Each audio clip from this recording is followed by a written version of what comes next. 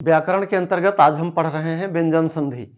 ये जो व्यंजन संधि है ये कक्षा 11 और कक्षा 12 यूपी बोर्ड इंटरमीडिएट कक्षा 11 और कक्षा 12 के दोनों वर्ष के छात्रों के लिए है। सेम पाठ्यक्रम है, कक्षा 11 में भी वही व्यंजन संधि है और कक्षा 12 में भी वही व्यंजन संधि है।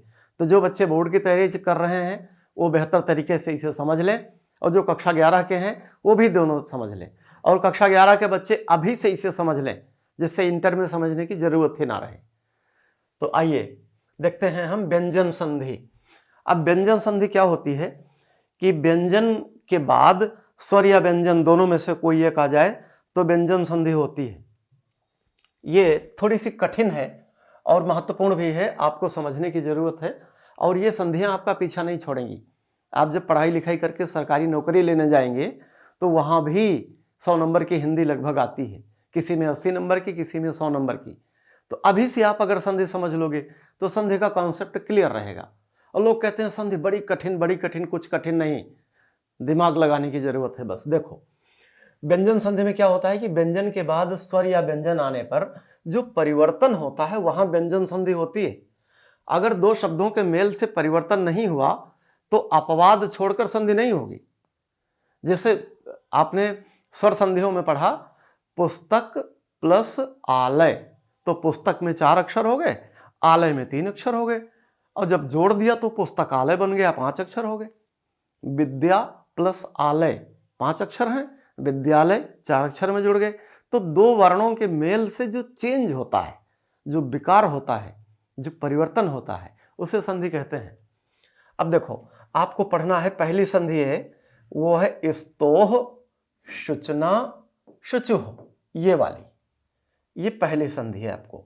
अब देखो बच्चों, किसी वर्ण के बाद अगर 2 बिंदी लगी हैं, 2 बिंदी, तो ये आधा हा की आवाज देती हैं, आधा हा। तो अगर आपने इसे स्तो पढ़ दिया तो गलत हो गया। इसे हम पढ़ेंगे स्तोह शुचना शुचुः। देखो शुद्ध पढ़ा नहीं जाता, शुद्ध पढ़ना बड़ा मुश्किल का काम है। कोशिश कीजिए आपका उच्चारण बढ़िया हो, मेरा भी ज्यादा अच्छा नहीं है, काम चला लेता हूं।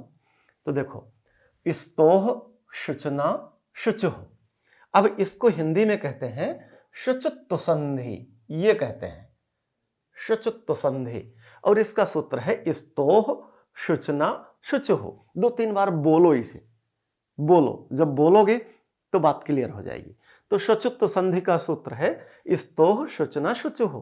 कभी कभी सूत्र ही पूछ लिया जाता है कि शुचित्व संधि का सूत्र बताओ, आपने पढ़ा ही नहीं है और अगर पढ़ा भी है तो लिख नहीं पाओगे, इसलिए बहुत कायदे से रफ में लिख लिख कर कई बार देखना है। अगर आपने विसर्ग नहीं लगाया तो गलत हो गया, हल चिन्ह नहीं लगाया गलत हो गया। देखो इस शुचित्व संधि की परिभाषा क्या है? सा या तवर्ग के बाद शा या चवर्ग आए तो सा के स्थान पर शा और तवर्ग के स्थान पर क्रमशः चवर्ग हो जाता है।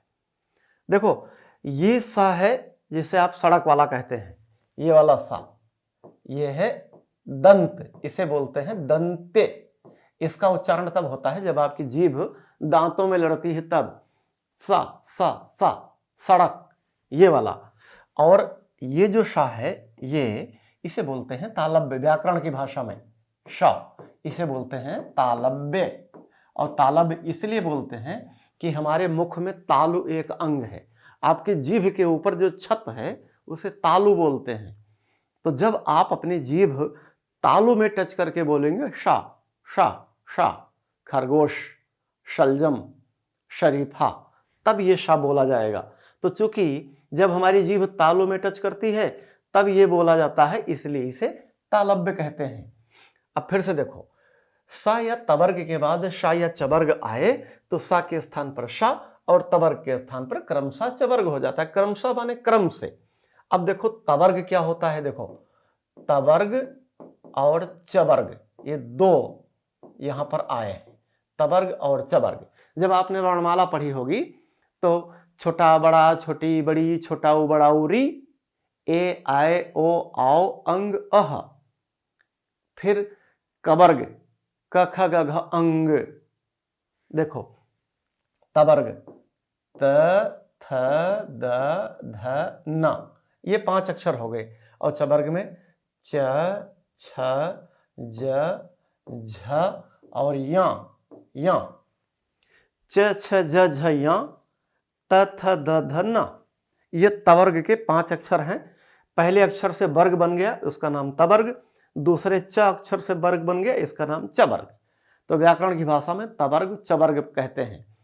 तो पहला कवर्ग, दूसरा चवर्ग, तीसरा तवर्ग, चौथा टवर्ग ट ठ ड ढ अड़ा और पांचवा पवर्ग प फ ब भ म। 5 वर्ण 5 वर्ग होते हैं। कवर्ग, चवर्ग, टवर्ग, कवर्ग, चवर्ग, तवर्ग, टवर्ग और पवर्ग। अब देखो सूत्र आपको दिखाता हूं। ये तो प्राइमरी बातें हैं जो आप पहले से जानते हो। अब हम वहां आते हैं जहां से हमारा असली काम शुरू होना है। देखो ये है एक सूत्र जो आपके सामने है, जिस पर हम काम करेंगे। ये देखो ये वाला ये सूत्र है। अगर स आया तो उसके बदले श हो जाएगा। और त थ द ध न च छ ज झ या इसे या बोलते हैं। तो अगर त आया तो चा हो जाएगा, थ आया तो छा हो जाएगा, द आया तो जा हो जाएगा, ध आया तो झा हो जाएगा, न आया तो या हो जाएगा। और सब में हल चिन्ह लगा है, मतलब ये अक्षर आधे हैं, स्वर का मेल इसमें नहीं है। तो शचुत्व संधि में क्या होता है, अब उदाहरण से देखेंगे। देखो निश्चय। अब निस उदाहरण देखिए, निस के बाद प्लस लगा हुआ है, दोनों जुड़ेंगे तो स आया। तो अब सूत्र देख लीजिए, स है तो उसके बदले तालव्य श आधा हो जाएगा। तो यहां पर निश्चय के बदले ये वाला ये तालव्य श आधा आ गया। तो निस प्लस चय बराबर निश्चय। अगला देखो निस प्लस छल बराबर निश्चल। सड़क वाला सा है आधा, तो तालव्य आधा सा आ जाएगा। ये व्याकरण का नियम है शचुत्व संधि में। अब देखो निश्चल बन गया ये वाला। तीसरा देखो रामस प्लस शेते बराबर रामश्येते, ये वाला ये व्याकरण का नियम है, इसे कोई नहीं बदल सकता। यहां सड़क वाला सा था, दंत सा हम व्याकरण की भाषा में बोले तो दंत सा के बाद तालव्य आ गया। अगला देखो हरिश प्लस सेते। हरिश ये सा है तो इसके बदले तालव्य सा आएगा हरिष्येते। ऐसे अगर सड़क वाला आधा सा आए तो उसके बदले तालव्य आधा सा हो जाएगा। ये पहला नियम था। अब दूसरा देखो ये वाला ता।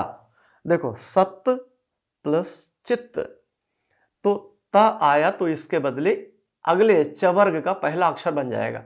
ये तवर्ग का पहला अक्षर है, ये चवर्ग का पहला अक्षर है। तो क्रम से होगा, पहले के जगह पर पहला, दूसरे के जगह पे दूसरा, तीसरे की जगह पे तीसरा। तो त के बाद च आ गया तो वही च आ गया सच्चित। दूसरा देखिए सत्य प्लस चरित्र बराबर सच्चरित्र। आधा क्यों आया, क्योंकि यहां आधा है, त आधा है, इसके नीचे हल चिन्ह लगा हुआ है, इसलिए यहां आधा आया। देखो सद प्लस जन, अब ये देखने की बात है, द आ गया।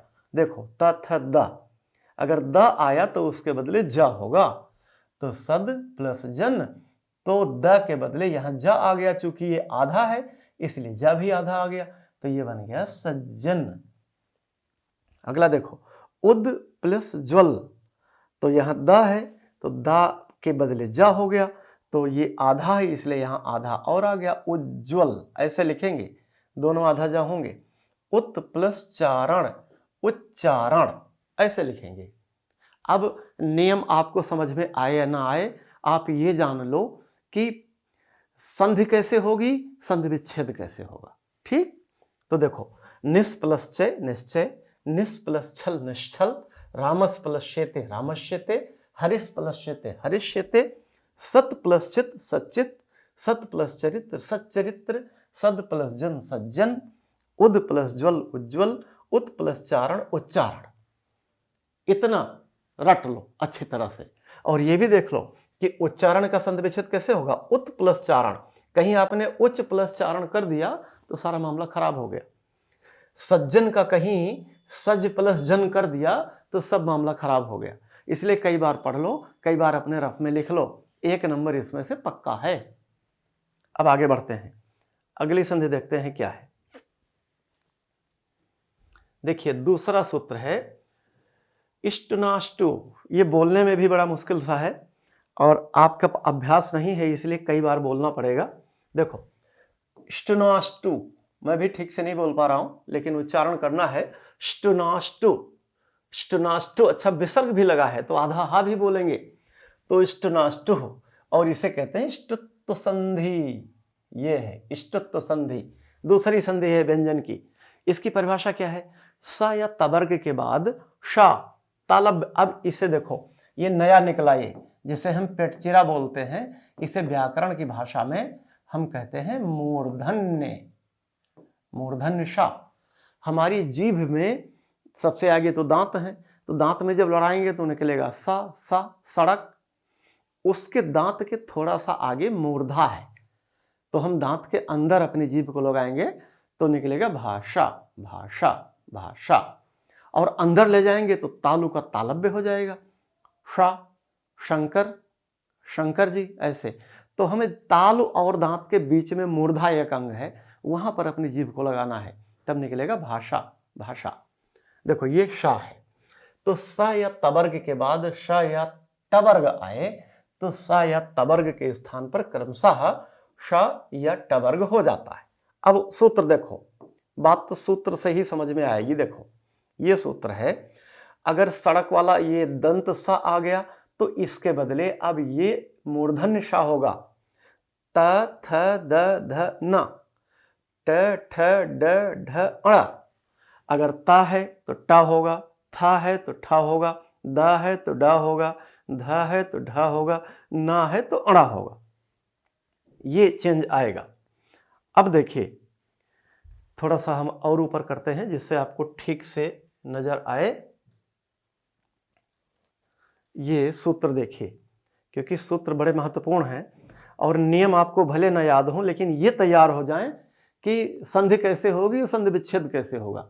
अलग अलग को संधि विच्छेद कहते हैं और एक में मिलाने को संधि कहते हैं। अब देखो रामस प्लस षष्ठः, नियम क्या है कि स हल के बाद अगर शा आ गया तो इस सा के बदले यही शा हो जाएगा, और चूंकि ये शा आधा है इसलिए ये शा भी आधा ही आएगा, तो ये बन गया रामषष्ठः। ऐसे रामस प्लस टिकते, देखो ये नहीं, ये ऐसे है सड़क वाला सा, रामस प्लस टिकते, इसे ऐसे पढ़ना है, बराबर रामस टिकते। तीसरा देखो तत् प्लस टीका, तत् प्लस टीका। अब सूत्र क्या है, यहां ता के बाद ट आया है तो ता के स्थान पर टा हो जाएगा, बस ता आधा है तो टा भी आधा आएगा, इसलिए ये ऐसे हो गया तट टीका। उसकी टीका, टीका का मतलब हिंदी अर्थ है, तत् टीका उसकी टीका। कई पुस्तकों की टीकाएं आती हैं, अन्य भाषाओं के पुस्तकों की टीका आती है, टीका का मतलब उसका हिंदी में अनुवाद। तो तत् प्लस टीका, तट टीका, उसकी टीका, अर्थ इसका ये हुआ। दूसरा देखो उद प्लस डैनम। अब यहां देखो द है तो द के बदले ड होगा, तो उद प्लस डैनम, डा आ गया तो यही डा यहां उठकर आ जाएगा, ये अपने जगह पर रहेगा, इसके बदले एक और डा आएगा। अब चूंकि द आधा है इसलिए डा भी आधा आएगा, तो ये हो गया उड्डयनम। उड्डयनम माने उड़ान, उड्डयन मंत्री, केंद्रीय उड्डयन मंत्री, ऐसे पद होता है उड़ान। अब देखो कृष्ण प्लस नह, ये हो गया कृष्णः। विष प्लस नुह, विष्णु। और तो ये संधि हो गई हमारी। अब आगे बढ़ते हैं, तीसरा नंबर आते हैं झलाम झस झसी पर। ये है तीसरी संधि है झलाम झस झसी। ये थोड़ा सा बोलने में कठिन सा है तो इसे गौर रखिएगा। तीसरा झलाम झस झसी, और इसे कहते हैं जशत्व संधि। ये बड़ी अच्छी संधि है। झल वर्ण, झल प्रत्याहार है, वर्गों के प्रथम द्वितीय तृतीय चतुर्थ शा शा सा हा के बाद यदि झस वर्ण वर्गों के तीसरे चौथे वर्ण आए तो झल वर्ण के स्थान पर जश वर्ण ग ज ड द ब हो जाते हैं। जैसे उदाहरण देखिए लभ प्लस धा, तो धा के पहले भ आ गया तो भा के बदले ब हो जाएगा लब्धा, ये हो गया। दुघ प्लस धम दुग्धम, सिद्ध प्लस धी सिद्धि, युद्ध प्लस धा युद्धा, सुध प्लस धा शुद्धा। ऐसे ये तैयार कर लीजिए कि संधि विच्छेद क्या है और इसकी संधि क्या होगी। 2-4 बार रफ में लिख कर देख लीजिए, आपका हाथ सेट हो जाएगा, बात दिमाग में फीड हो जाएगी। तो 3 संधियां आपने पढ़ी कि स्तोह शुचना शुचु, इष्टनाष्टु और झलाम झस झसी। अब चौथी पढ़ते हैं हम खरीचा। ये भी व्यंजन संधि है और इसे कहते हैं चर्तु संधि। यदि झल वर्णों, झल का मतलब है वर्गों के प्रथम द्वितीय तृतीय चतुर्थ। एक वर्ग में 5 अक्षर होते हैं, जैसे कवर्ग है तो कवर्ग में 5 अक्षर हुए क ख ग घ अंग 5। तो ये कह रहा है कि वर्गों के प्रथम द्वितीय तृतीय चतुर्थ एवं शाशा साहा, इन्हें झल वर्ण बोलते हैं। के बाद खर वर्ण, अब खर भी प्रत्याहार है। आप सोच रहे होंगे जाने क्या क्या ये बवाल है व्याकरण का, तो बात सुनते रहिए, बात समझते रहिए। वर्गों के प्रथम द्वितीय शाशा सा आए तो झल के स्थान पर चर क च ट त प हो जाएंगे। अब उदाहरण समझिए, देखो सद प्लस कार, तो यहां द आ गया। अब द अपने, अगर द अपने वर्ग के तीसरे अक्षर में बदल जाएगा, त थ द ध न, तो जैसे तवर्ग है ये त थ द ध न। अब यहां क्या हुआ, द आ गया तो द अपने पहले अक्षर में बदल जाएगा। देखो ता आ गया, ता में बदल गया ये, तो द के बदले ता हो गया। चूंकि द आधा है इसलिए ता भी आधा आ गया, तो ये सत्कार हो गया। अब आपको करना क्या है कि सत्कार का संधि विच्छेद होगा सद प्लस कार। अगर आपने कहीं कर दिया सत प्लस कार तो गलत हो गया, तो सद प्लस कार बराबर सत्कार, ये तैयार करना है। सद प्लस पात्र सत्पात्र, दिग प्लस पाल दिक्पाल। अब यहां चेंज क्या हुआ, ये कवर्ग का अक्षर है क ख ग, तो ग है तो इसके बदले इसी वर्ग का पहला अक्षर आ जाएगा। जैसे क ख ग घ और अंग, ये 5 अक्षर हो गए। अब चूंकि ग आया है, अब ग के बाद ग अपने पहले अक्षर में बदल जाएगा, मतलब क में बदल जाएगा, तो ये दिक्पाल, ये हुई। अब आपको क्या करना है, दिक्पाल का संधि विच्छेद होगा दिग प्लस पाल, इतना करना है। लिभ प्लस सा लिप्सा, तो ये हो गई खरीचा। अब आते हैं तोरली, बहुत सरल संधि है तोरली। 5वीं संधि हमारी तोरली, और इसे लत्तो संधि कहते हैं। इसका परिभाषा क्या है, त के बाद ल आए तो ता ला में बदल जाता है। सबसे सरल यही है, ता के बाद अगर ला आ जाए तो पहला वाला ता है वो ला में बदल जाता है। देखो तत् प्लस लीन, अब संधि क्या थी, ता के बाद ला आए तो ये ता ला में बदल जाएगा, तो ये तल्लीन हो गया। इस ता के बदले एक ला और आ गया, और चूंकि इसमें हल चिन्ह लगा है, आधा है, इसलिए आधा आया। उत प्लस लेख उल्लेख, तत् प्लस लय तल्लय। सबसे सरल संधि यही है, बस आपको ध्यान रखना है कि उल्लेख का संधि विच्छेद होगा उत प्लस लेख। कहीं आपने उल प्लस लेख कर दिया तो काम खराब हो जाएगा, तो ये तैयार कर लो। अगली संधि है मो अनुस्वारः। ये देखिए मो अनुस्वारः, ये सबसे सरल संधि है मो अनुस्वारः। ये जो बीच का है इसे अवग्रह कहते हैं, आ का पूर्व रूप होता है, परेशान मत होना। तो मो अनुस्वारः का मतलब ये है, इसे हम हिंदी में अनुस्वार संधि बोलते हैं, अनुस्वार संधि। अब देखो माँ हल के बाद, माँ हल का मतलब है माँ के नीचे जो छोटा सा डंडा लगा हुआ है, इसका मतलब है माँ आधा है। तो माँ हल के बाद कोई व्यंजन आए तो माँ को अनुस्वार हो जाता है। अब अनुस्वार का मतलब यह है कि ये बिंदी, इसे अनुस्वार बोलते हैं। और एक होता है चंद्रबिंदु, इसे अनुनासिक कहते हैं। व्याकरण की भाषा में चंद्र बिंदु को अनुनासिक कहते हैं और सिर्फ एक बिंदु को अनुस्वार कहते हैं। तो मो अनुस्वार का मतलब है, ये अनुस्वार संधि है कि माँ के बाद कोई व्यंजन आए तो माँ को अनुस्वार हो जाता है। अब देखो, जैसे गृहम में माँ है, गच्छति, अब माँ के बाद प्लस के बाद कोई भी व्यंजन आ गया तो माँ के बदले अनुस्वार हो गया।